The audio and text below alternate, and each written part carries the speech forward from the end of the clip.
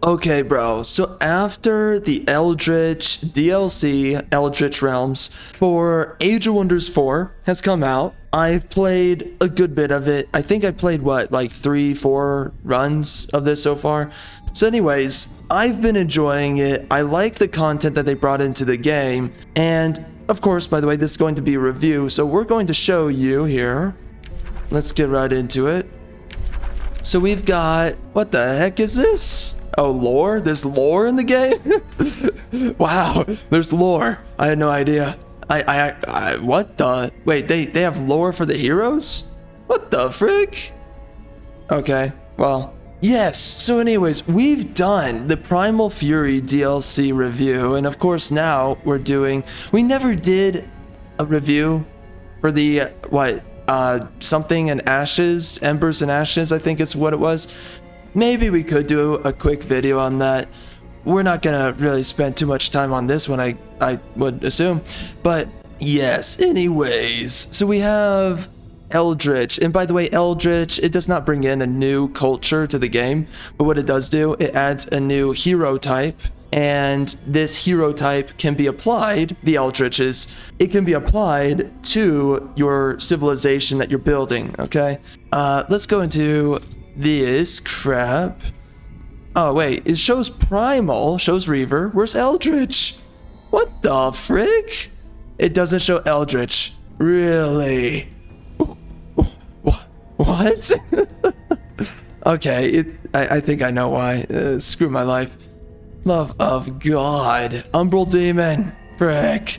So anyways, this DLC though, it adds a good number of, for one, it adds the Umbral Abyss, which is decently fun, right? You have the surface level, you have underground, now you have in between the Umbral Abyss. It's cool. It's tougher than underground or surface level, okay? The units are a lot stronger. They have Curse Eater, which right here, I'll show you what it is. So if they gain a negative status effect, then they will lose that at the end of their turn, and they will heal 10 hit points. It's pretty good, and I actually like it quite a bit. It counteracts a good number of builds. So, by the way, fighting these guys, they inflict a lot of insanity, typically. So you're going to want to come in with Angel Eyes when you go into the Umbral Abyss. But by the way, the Umbral Abyss, it basically has just extra resources, has a couple of sanctuary outposts that you can get to acquire some of the resources down there. There's a couple of like high tier tomes that you can get for free by defeating Umbral Abyss enemies. Anyways, let's show you some of them though. The Splitterling. Okay, there's a mature one too. Anyways, yeah, this is a guy. He's crap. Okay, just crap. There's the mature one, and you can use this guy in certain ways. There's ways to get him. Anyways, Fleshling. I've not really fought this guy a lot. Oh no, I have. Oh yeah. No, you can get this guy. Anyways, Will Thief. There's a way to get this guy too. To spawn him in, into your armies. He's a tier 2 though, so like, why the frick would you do it? The Flesh Abomination. And these are all just basically melee units. They all inflict some kind of, he does bleeding and status vulnerability.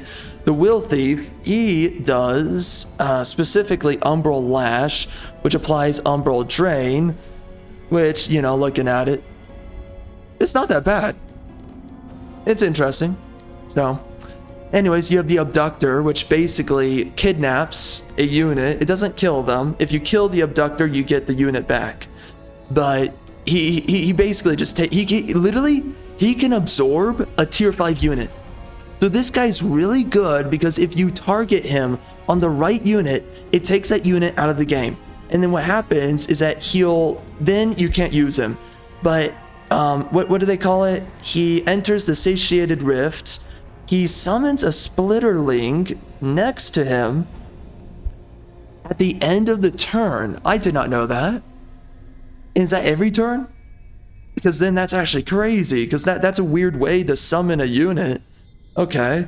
And then he also heals 10% of his maximum hit points per turn.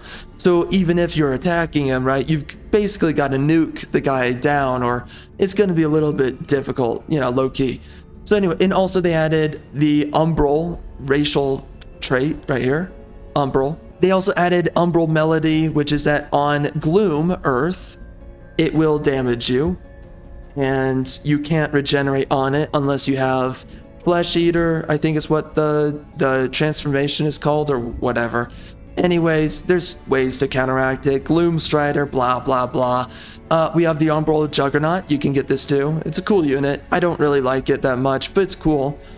It's not that bad. I don't know. I would like it more if your racial transformations could apply to this unit, but obviously it doesn't. So it's a very weak unit to use if you're playing, like I do, on major brutality. Okay, if you're playing on minor brutality or you're playing on very hard, then these units are fine and they're very powerful. Holy crap. Then they're very strong, okay? By the way, the Dire Penguin has now become the Dire Caster. He's a tier 4, and he has Crushing Isolation, Lifesteal. He has Hysteria Storm, which is pretty good. Again, can inflict insanity. Again, these are great units. He has Umbran Exile, right? Yeah, that's pretty good. Yeah. So he's a good unit. He's a really good unit. Umbral Mistress is a really good unit. Has all kinds of things. Basically a bunch of free abilities that the Umbral Mistress that she can use. And these abilities here, they inflict all kinds of things for free, depending on how you use them. And she's a really good like crowd controller, and she's a really good tier 4 next to the Dire Caster for 2 separate reasons. They're good units. So she has Rack. She can enchain units, which, yep, damages them every turn, has a chance for the unit to break off. If it fails, they get damaged. Also inflicts morale damage, which is huge. It can get a unit to run away very quickly at the start of a battle.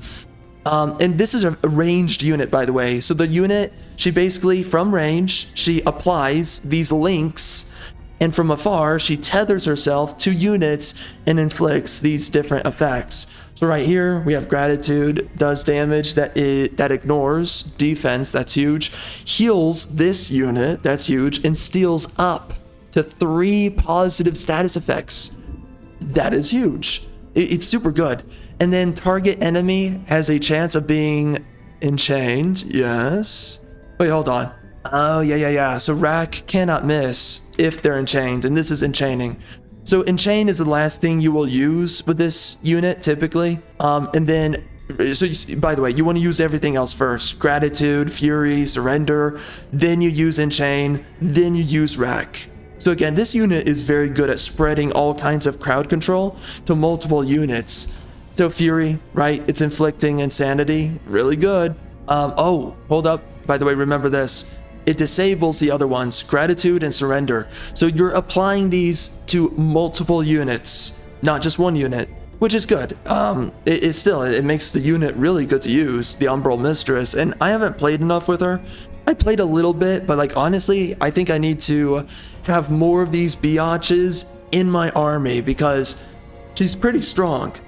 We have negative 20 morale on the Surrender. We have 3 Sunder defense, which is good, and 3 Sunder resistance, which of course is good. It makes a unit really weak, maybe even runs away.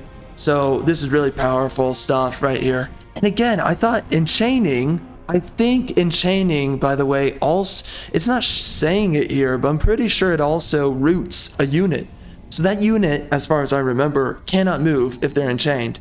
Or maybe I'm wrong on that. I don't know why I believe that. Anyway, so a good unit here. This is a good unit. Also, Umbral Disillusion. It's a trail that applies decaying and makes a unit lose morale. And of course, you're immune to it, right? Yeah, you're immune to it if you have immunity to Umbral Melody. So anyways, good unit right here. This guy is a Cthulhu creature. You can't use him, but you will fight this guy everywhere. And the Umbral Dwellings, by the way, that you can ally with, but differently than normal dwellings. You have to be evil, and it takes a lot of time and a lot of sacrifices to get these guys to favor you. But yeah, this is the unit here. They do a lot of damage. They also apply Tyrant's Mark, which is literally all it does is apply Hasten, which, okay, whatever. But deals more damage per friendly unit with the mark. Oh, yeah, that's good. And then target a friendly unit. Oh, interesting. Okay. Yeah, and this is Tyrant's Mark right here. So anyways, he's a good unit. He does good damage. He spawns in with 2 splitterlings, love of God. Spitterlings. Might as well call them that, love of God. And at the start of each turn, all friendly units with the Tyrant's Mark, they get strengthened and they heal. That is huge. Again, so this guy's like a weird, he does good damage for one, and he's also kind of a buffer. Really powerful, and again, you can imagine fighting these guys in the Umbral Abyss, trying to take the resources, the free research, the free spells that are from tier 4 or 5 tomes. Pretty difficult to do with this dog water horse trash. So anyway, that's pretty much all the units there. I think, hold on. Oh shoot, is there anything else that they added though with this? Those are the units, and I feel like I'm forgetting something. Anyway, let's just keep going. So we get units here. None of the units are different because there's no new cultures, right? The primal culture added new units. So these units will have, they can have applications of Umbral this, Umbral that, but that's it. Where the frick is this? So we have, where's the mother effing tomes? Oh yeah, before I forget this, so we have structures right here. I think they added something to the item forge. They did buff the Mage Lock rifle, by the way. Used to be 3 action points, now it's only 1. And by the way, the Mage Lock does tons of freaking damage. That's number 1. But then 2, bro? Holy crap. I mean, the Mage Lock rifle is now amazing to use. It is so powerful. Again, it ignores 50% of physical and magical resistance. Both of those. And same thing with the Mage Lock pistol too. So we got a couple of things. They're pretty good to use overall. I forget if there's something on for. Oh, they also added void stones into the Umbral Abyss, so you can get those, and they will also give you a set bonus if you get 3 of them. But something that they also give you is a new application to your. Oh yeah, by the way, they also added beetles, and there's a death beetle mount that you can get with this. But one of the other things is that they added true damage that you can apply to your weapons. So what true damage does, it reduces 35% of all your damage, but it completely ignores your target's defense and resistance. And by the way, what it's basically good for, because it's really not that important.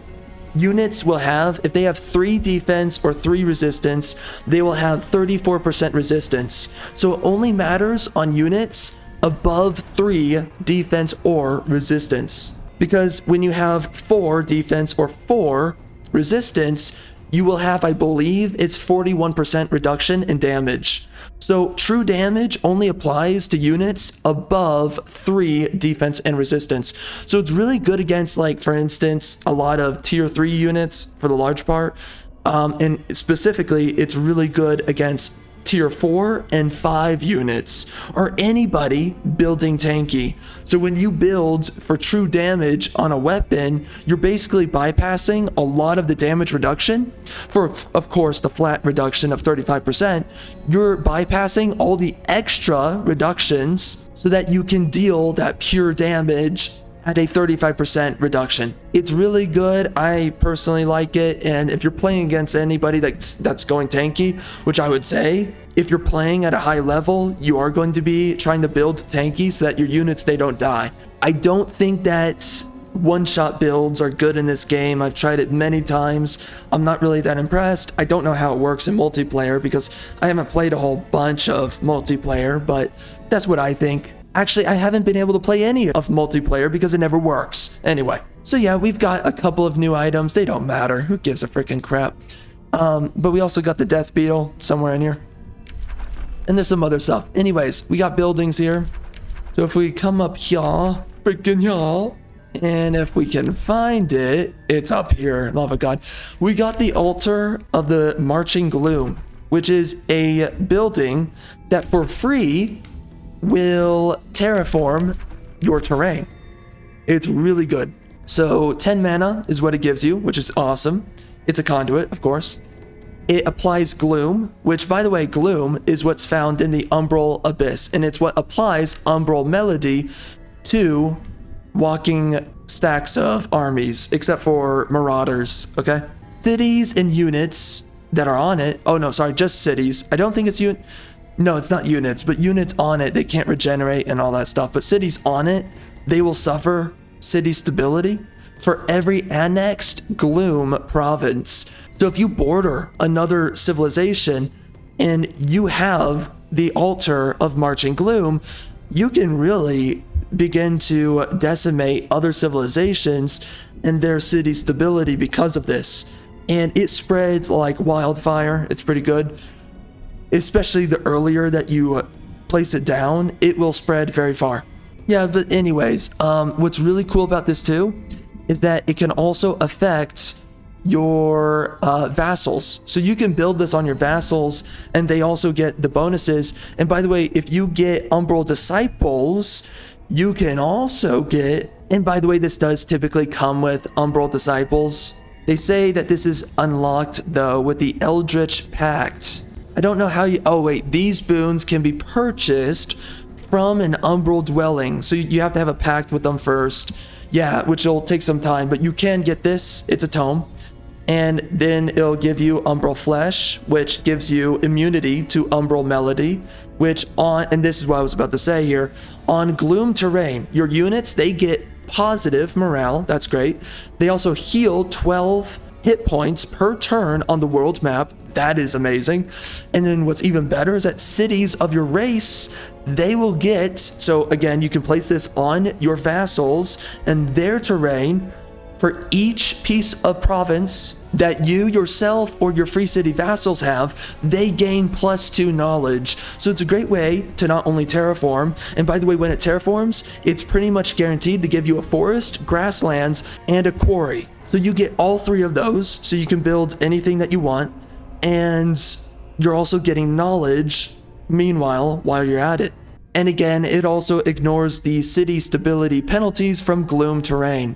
And also your units, your hero units, they get Gloom Shepherd, which means that all the units within their armies are also immune to Umbral Melody. And this specifically matters for units that are not of your race.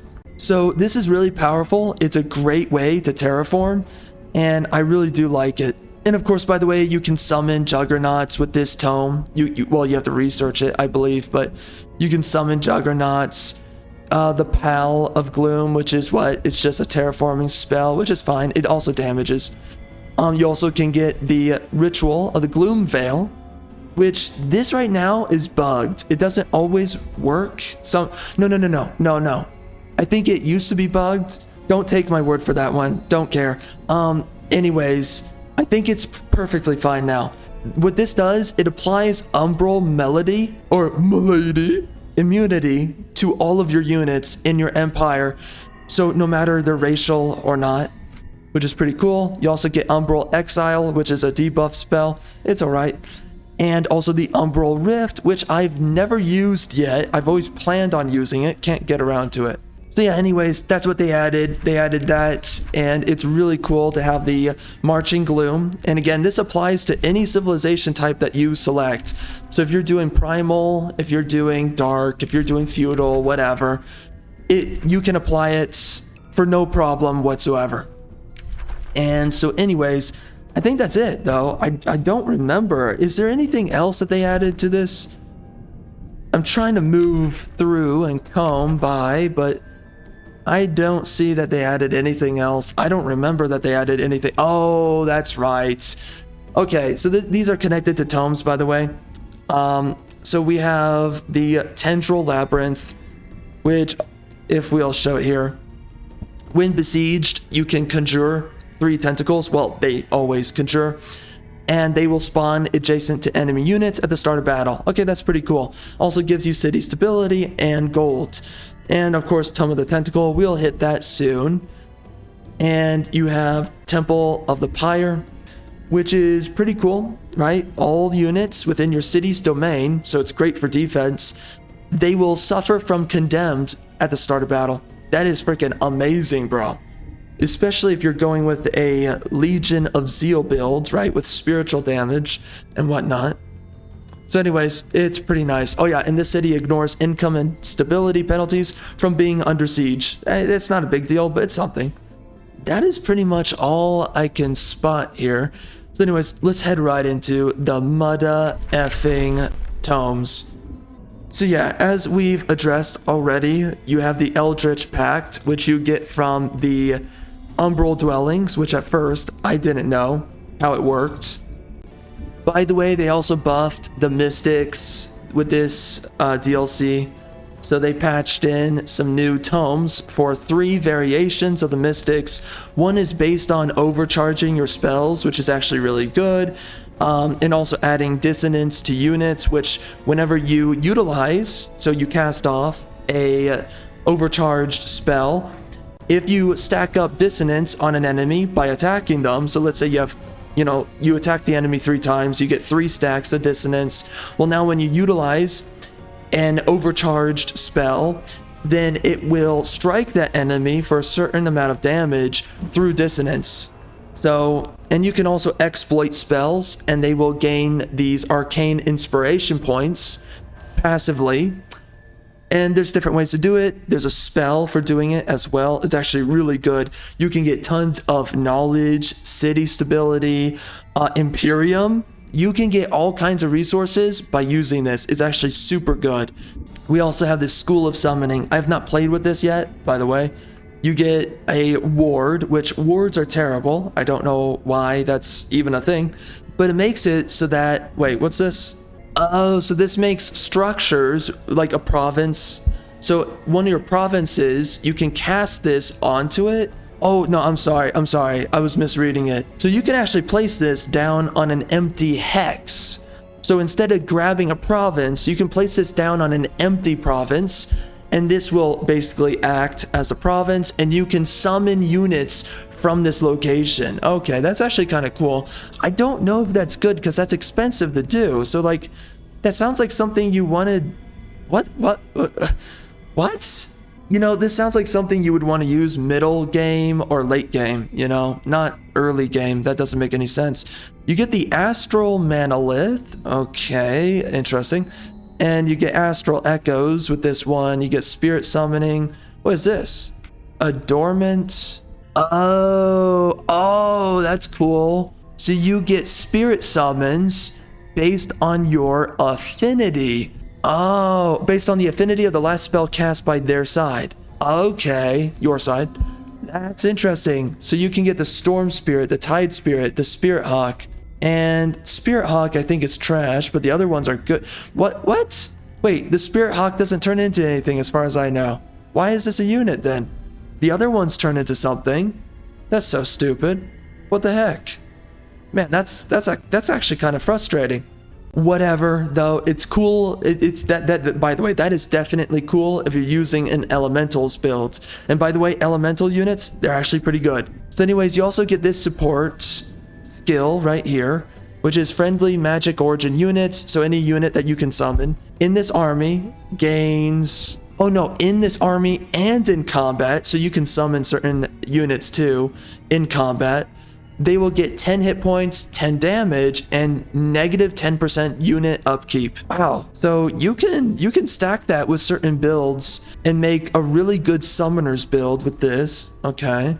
Summon an Astral Ward. Okay. And we also get Astral Divination. Yep. Which is the same thing over here. Yeah. Okay. And they did change the Scroll of Attunement, which is Star Blades. They changed it to where now, based on your affinity, you get one of these damage types. So that's a change that did not exist beforehand, and I'm okay with that change. Then we have the Tome of the Cleansing Flame right here. This is a buff spell.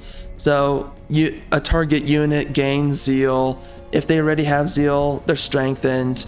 Enemy units within 2 hexes, I guess of that unit, right? They suffer condemned, okay, and create cleansing flames on the target hexes for 3 turns? So all around that unit, there's a bunch of cleansing flames? That's interesting. And this is what they do, by the way. So that means your units will lose negative status effects, and then condemned units, so your enemies, will lose positive status effects. And they also suffer from burning. Okay, that's interesting. Anyways, you also get the Flame Blessed Champions, which gives you Cleansing Flames at 5 stacks of burning. And it also gives you a chance to inflict burning, so it's kind of cool. We have Consecrating Firestorm, whatever. Pure Flame Staves, basically the same thing, but it applies to Battle Mage units. We have the Pyre Templar, which is actually a pretty alright unit. He has a melee attack that cleaves, so it hits in a 1-hex cone. It is a polearm, and also he has the Pyre Cloak, which, as you can see, deals damage around himself, causes burning, and also creates cleansing flames on adjacent hexes around the unit. And he also enters defense mode, so it's a good one. And I haven't really seen it be too overpowered, but it's good in my eyes. And then we have the Pyre Shrine. This is something that you can build as a special province improvement. And then we also have the Temple of the Pyre. So yeah, anyways, let's go down. And we have the Tome of the Tentacle, which is a tier 1, so you can choose whether or not you want to start with this. But right here, you can get a spell to conjure tentacles, and they're actually pretty strong. They're not crazy, but, you know, it's okay damage. The Constrictor is a tier 2 polearm unit that can pull units to itself and deal damage while doing that, and it causes constricting, which is immobilization, and at the end of that unit's turn, it'll take 10 damage. So it's pretty good. And by the way, this is actually a tier 2 unit that is roughly at the functional level of a tier 3. Low key, not completely, but it's a pretty good unit, the Constrictor, and it actually does a lot of good damage. And I believe, yes, it can also apply constricting through its melee attacks. It's a good unit. Then you can also get Constricting Focus as a unit enchantment, which makes your magic attacks with your mages and your support units can apply constricted. It's pretty good. We have the Tendril Labyrinth, and we have Retaliating Growths, which is right here. Constricted, unlimited retaliation attacks on the unit that you give this to. And you also get on that unit Hyper Awareness. Hold on. And like, this is kind of for a unit, I guess, that's getting attacked. And maybe if that unit has taunted a lot of units, which I don't even know who is this good with, no clue. I've never used it. I don't have a reason to use it. But anyways, they're immune to flanking, and they have defense masters. So they always enter defense at the end of their turn. Interesting. For 2 turns. Okay. So anyways, that's pretty much all the tomes right there. By the way, they did add in here, so, right, they added Umbral Disciples, which means that, you know, that tome that you can get when you make a pact with the Umbral Dwellings. Well, Umbral Disciples gives you Umbral Flesh, which is a part of that tome. They just give this to you for free. You don't even have to research it or anything. It's for free. You get negative alignment, pure evil alignment. You also get, for your ruler, Tyrant's Retinue, which at the start of battle, you will be summoning 1 Splitterling every battle. So it's actually pretty good. Now, sadly, the Splitterling, he only lasts for, I believe it's 3 turns. So, like, what the frick? And he's not even that strong. He only has 35 hit points. Your enchantments, they do apply to this guy, so he can have Keeper's Mark and stuff like that. But still, this is a bad unit. Like, it's good to have early game. He tanks a lot of damage for your other units, but again, why only 3 turns? The unit dies so quick. He doesn't do any damage. He applies bleeding, and I think also burning, I forget, whatever, through his basic attacks. Let's see right here. Melee, oh, he doesn't apply anything, so it's all on your unit enchantments. Okay, anyways, your cities, from the very start of the game, they can build the Altar of the Marching Gloom, really good. And then you also start with the Ritual of the Gloom Veil unlocked. So you can, with this build, basically immediately enter the Umbral Abyss, which I would say don't do that because you're going to get wrecked. Okay, I don't know how you make that work. If you're playing on major brutality, if you're playing on minor brutality still, if you're playing on very hard, or normal, then you probably don't have any issues at all, and then you can just immediately get into the Umbral Abyss. But anyways, it's a good one, and I actually do like picking it up. Just everything that it gives to you from the very start of the match, it's really nice. They also added Keepers of Knowledge, which is basically a diplomacy society trait. And it's kind of interesting, right? Because the more that you research, the more allegiance that you get with free cities to whom you have a Whispering Stone with. So it's kind of interesting there. And you also get empire relations with free cities and empires for 15 turns whenever you unlock a new tome. That's interesting. And you also get knowledge for open borders with other empires. That's really good. So this is a good one to get if you're playing on a really large map, honestly speaking. But they added something else, I believe. They made a few changes, by the way, to a couple of stuff. With this DLC, they nerfed Stormbringers. Stormbringers were freaking great, and now they've been nerfed into the ground. But now, Dragoon Knights from the Reavers culture, they've been massively buffed. They're super good. They no longer have a cooldown on their harrying shots, which ignores 50% defense and resistance. Super good. High damage, great unit. You can also apply to this unit a mount, okay? So that's even better. There's a lot of things you can do there with it. But anyways, they've buffed the Reavers, they've buffed the Dark Culture. So now pretty much all of the units from these cultures, they can apply Weaken, which plays into their passives. And it used to be pretty difficult to apply things like Weaken with these cultures. Reavers, it was a little bit kind of difficult to apply Marked. They buffed the Mage Lock rifle unit, by the way. So instead of there being a mark ability on that unit, now he can take aim if he has all of his action points. And when he takes aim, he gets extra accuracy, which is super good. And again, this unit, the Mage Lock rifle unit, he only needs 1 action point. That is huge. The unit is super good now. It's actually viable. It used to be dog water horse trash, and the AI sucked with the unit, but now it's freaking good. Now, I have seen it kind of glitch out at times where it keeps on taking aim and there's no units around it, so that's kind of an issue. But outside of that, most of the time, it's a good unit. So yeah, anyways, let's get on over to the Eldritches.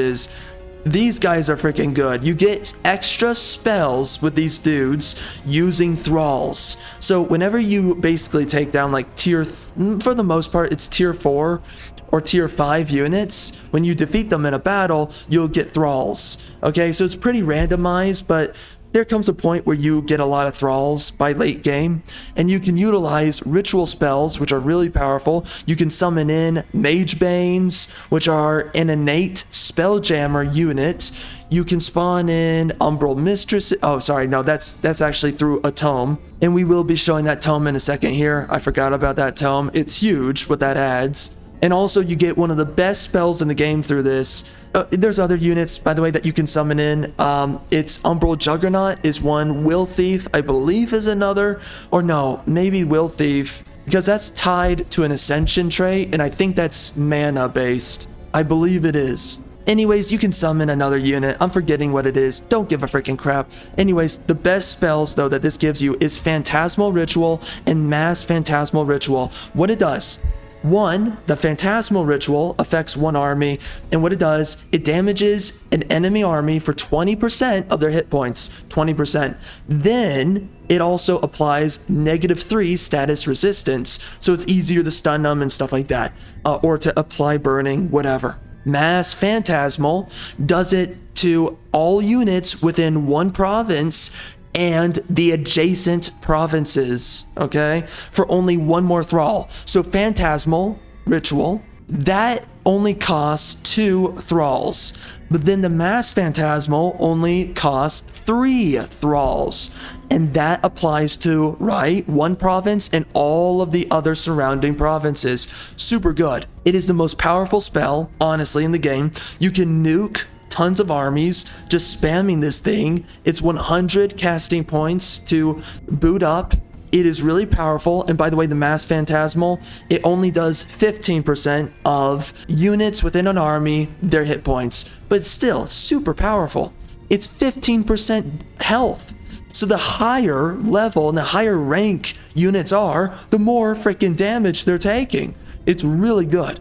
So yeah, anyways, you've got Eldritch heroes, and let me go show them off. I have some Eldritch heroes that I've already played as in here. So in my Pantheon, we have, and by the way, we pretty much played with it all. So you get 4, right, signature skills, and every 4 levels, you get a selection of some very specific spells that you can use.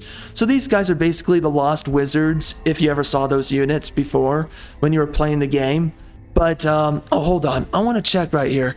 Did I screw up anything? Okay, no, we're totally good. By the way, they did add some new racial traits as well. They added the Death Beetle mount, which is also a good unit.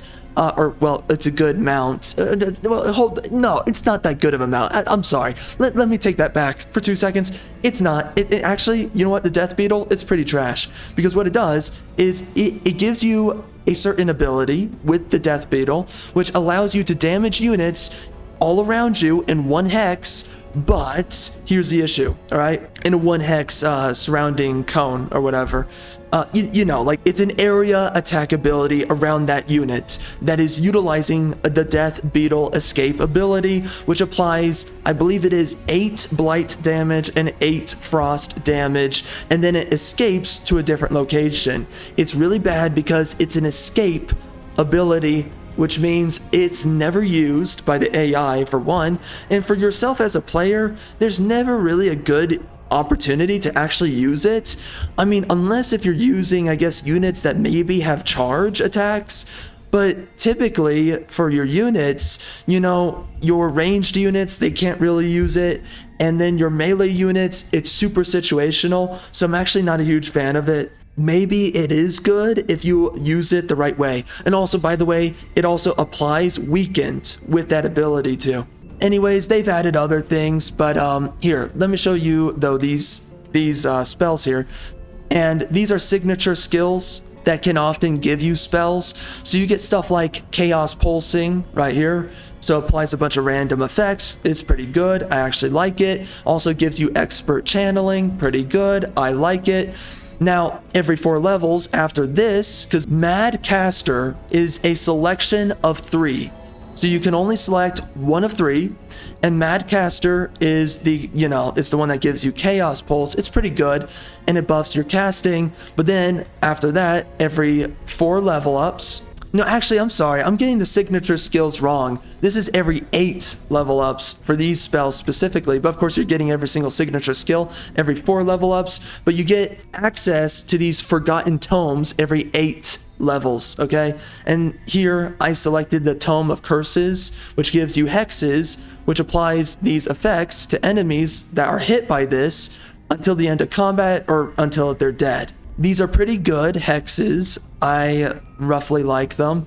And actually, I think it's one of the stronger of the Forgotten Tomes. And by the way, you only get this every, let's take a look here, every 4 turns. And then you lose it and you regain another from this list. Then you got the Forgotten Tome of Pestilence. I got this. It gives you these 3 at random, and it cycles every 4 turns, right? So every 8 levels, you can select a Forgotten Tome, and every 8 levels, you can get one of the, by the way, you start with one of the 3, right? So Mad Caster, and there's 2 others. But then you also have a way to buff one of the paths that you go down as your first signature skill. So right here, I upgraded Chaos Pulse into Havoc Pulse. Right here, this is what it does. And then you have Chaos Channeling, which is super good.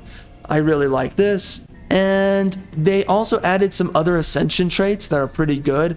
I like them, but, well, I like the idea of them. I don't know if they're that great. Like, you have one that's called Pyre Bearer, which applies basically cleansing fire around your hero unit if it dies. And it gives that hero resurgence too. So at the end of its combat, if you win, the hero comes back at 50% health. But by the way, that hero unit does suffer negative 20 hit points, which is like, I don't know if that's worth it, bro. I like it in concept. I just don't know if it's good. Anyways, we have the Biatch, the Menstrual Dimension. And by the way, there are other Eldritch skills that as you rank up, that you can apply your skill points into. These are separate from your signature skills. And these skill points, you can unlock, you know, certain summoning spells, right? You can summon an Astral Wisp, as I said earlier, Umbral Juggernaut, and also the Mage Bane. You can also unlock a teleport for these guys, other spells. It's pretty good. But anyways, this is Flesh Weaver. You get something like Possession right here, which gives you Empower. It's pretty okay. I'm not like crazy about it. You also start combat with 2 Fleshlings, which is pretty good. I like it. And basically they're just bomber units. You also get, right, Forgotten Tome of Curses. I did that for this guy. And then Sorcery. I did the Forgotten Tome of Sorcery, which is pretty alright. I like it. It's not super powerful, but it's pretty decent. And then I also got the upgrade Flesh Sculptor. And you typically have like a choice between one of 2 upgrades from your initial choice. So I did the Flesh Sculptor one. There's another one that you can select. Same thing with the Madcaster.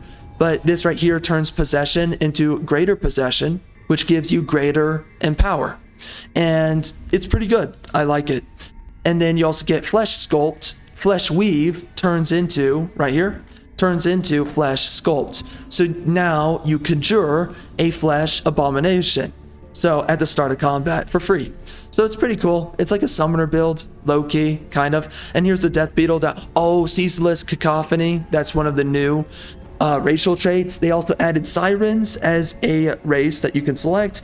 And they also added, what's the other one? Freak, man. Insectoids. They also added Insectoids. They're okay. So anyways, we have Ceaseless Cacophony, which applies to all adjacent enemies, to all adjacent enemies to your unit that has this racial trait. They have a 15% chance to fumble their attacks.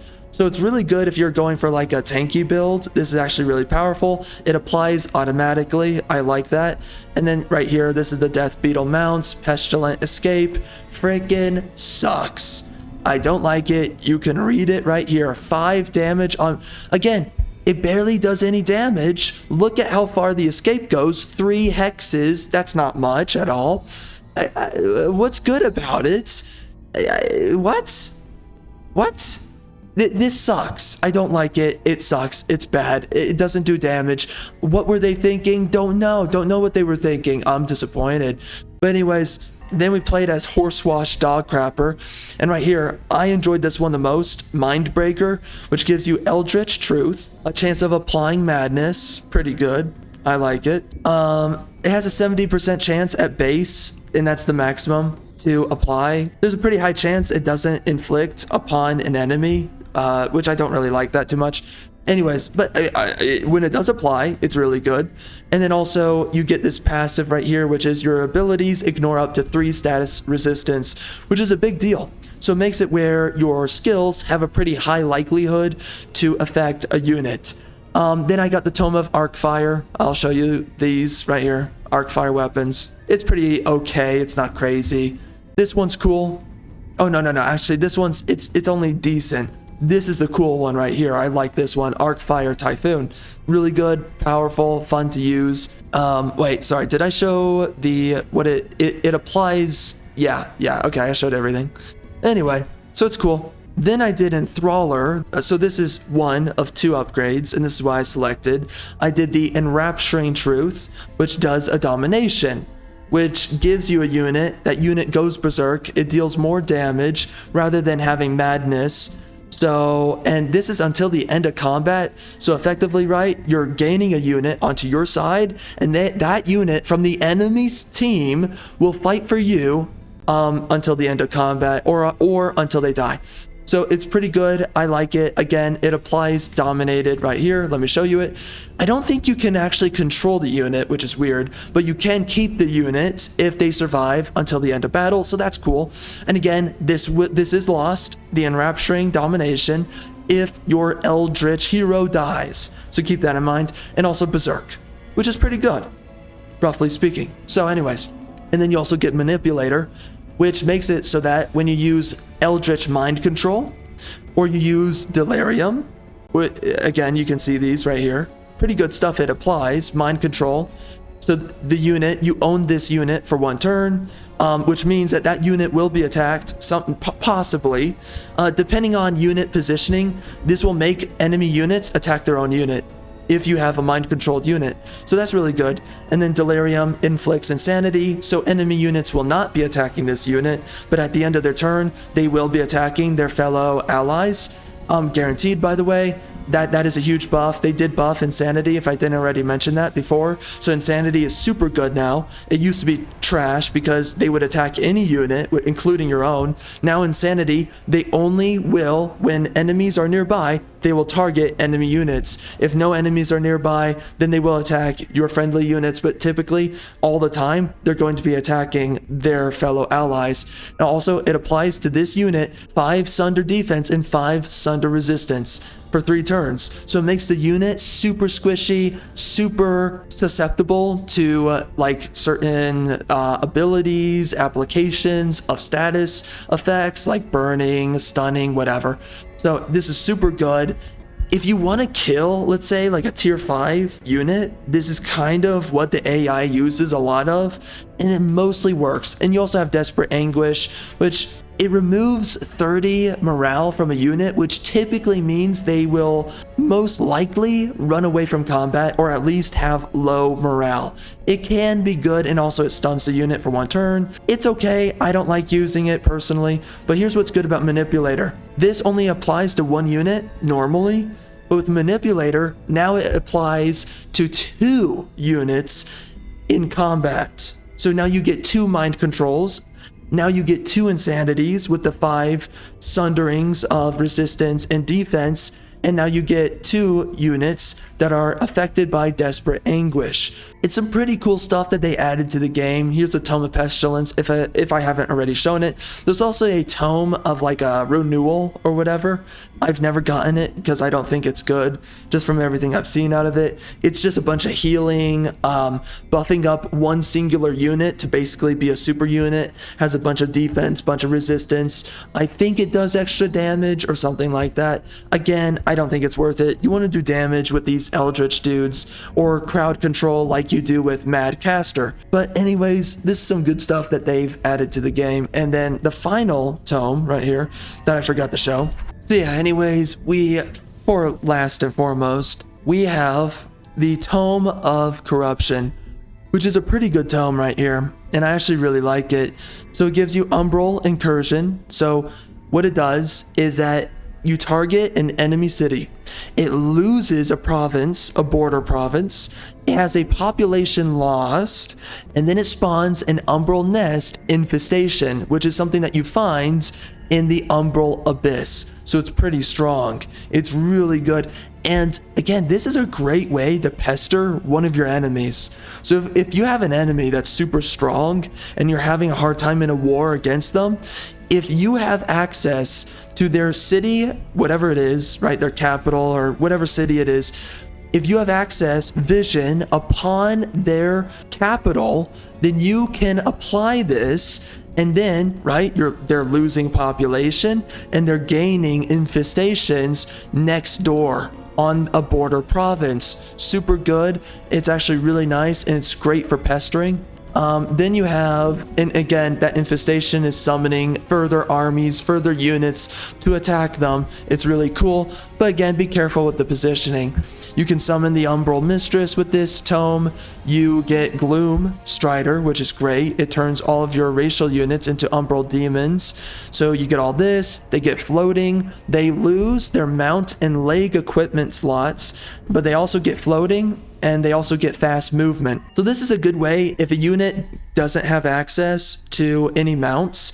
This is a good way of equalizing all your units because it's a happy medium, right? Units with mounts, they're going to have 48 movement speed, but units with fast movement, they only have 40. So this is a way to bring your units with and without mounts. This is equalizing their movement points towards one another. And again, you also get floating, so you can go over mountains pretty easily. You can go over oceans pretty easily by utilizing this. And also, another nice thing is that it negates the embarking debuff upon your units when they enter water. So now your units can attack other units in water without -2 defense and -2 resistance, which is a big deal. It makes units a lot squishier. Anyways, your mounted units, they lose their mounts, and your heroes, they lose their mounts and they lose their leg equipment slots, which is largely, it's okay. And actually, in some cases, I prefer that. It's less for you in the item forge to build, for instance. But you also get right here, you get the create a treacherous reflection. By the way, they buffed the astral reflection in the Tome of Mirrors, I think it's what it's called. So now, instead of duplicating 2 units based on one of your own units, but those 2 units, they only have 50% of the damage of that original unit. Now, the Tome of Mirrors, the astral reflection, will duplicate one of your units, and if that core unit dies, then your astral reflection replaces that unit. So effectively giving your core unit kind of like a second life or whatever. It's a way of shielding that unit from being lost, okay?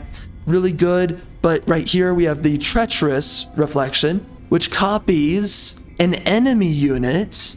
And by the way, the reflection dies when the enemy unit dies. Now here's a catch. If you have Keeper's Mark, when you kill the enemy unit, yes, your treacherous reflection will die, but if you have Keeper's Mark, they will be saved from death. They won't have any health, but you know, if you have a way of healing that unit, then effectively you can keep that unit during that combat.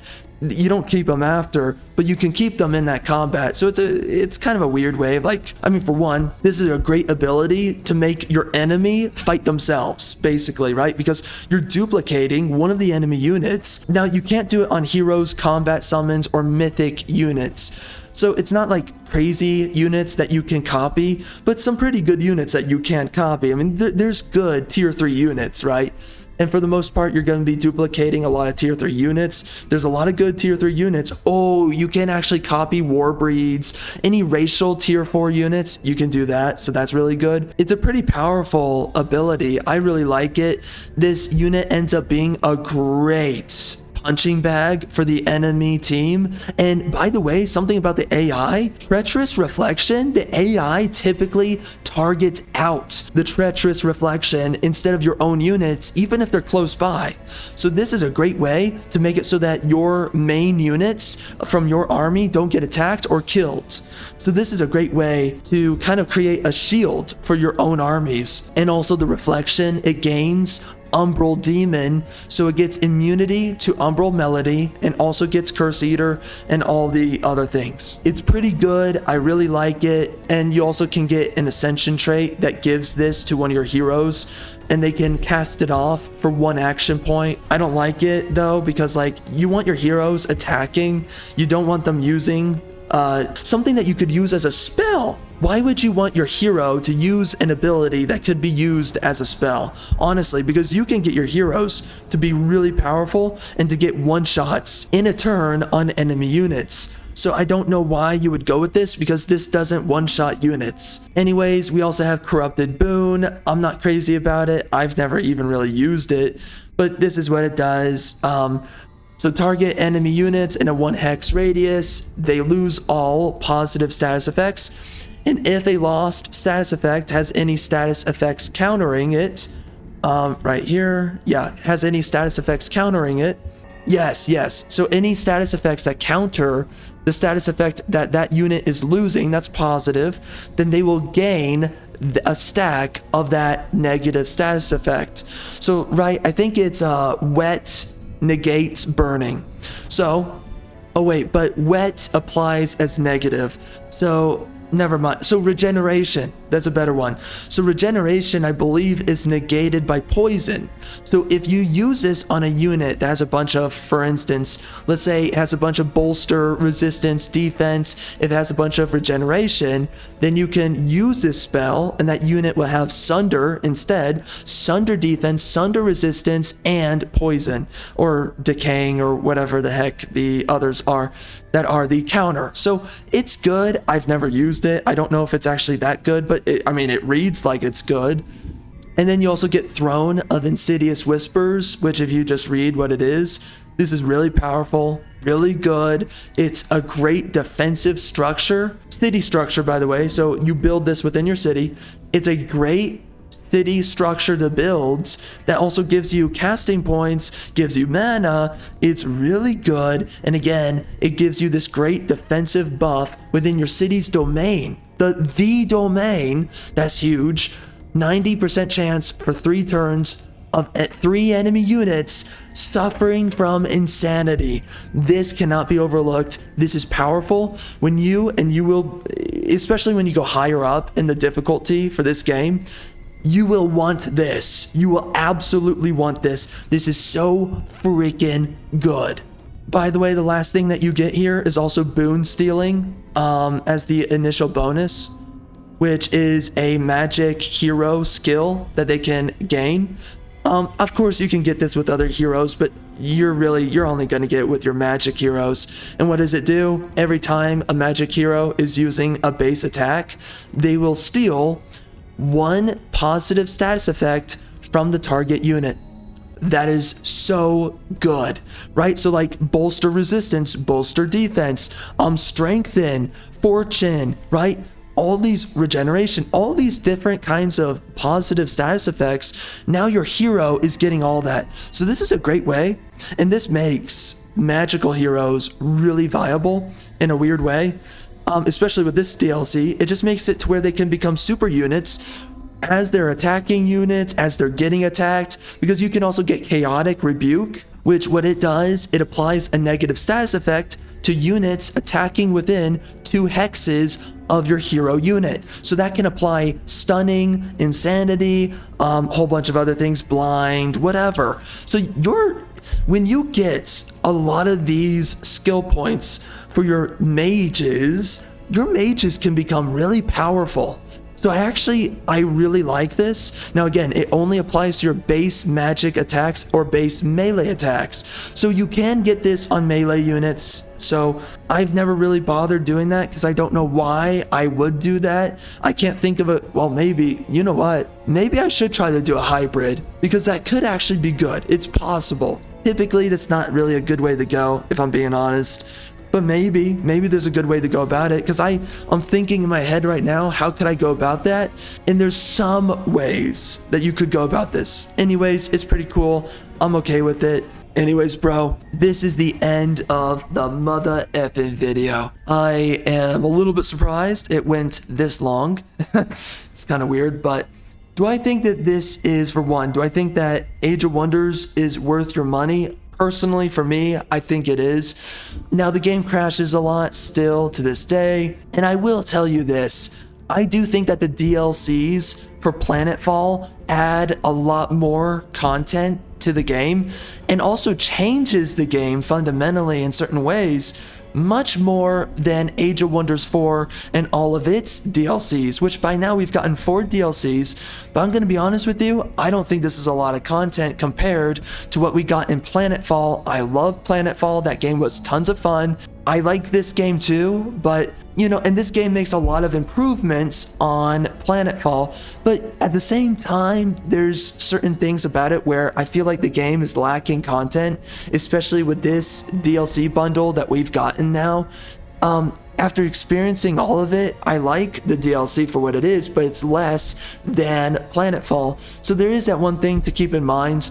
I do think that the game has less content in certain ways. In other ways, it kind of has more content than Planetfall. It's kind of weird. I can't really tell. Planetfall, by the end of its development cycle, it got Empire mode, which is a huge deal.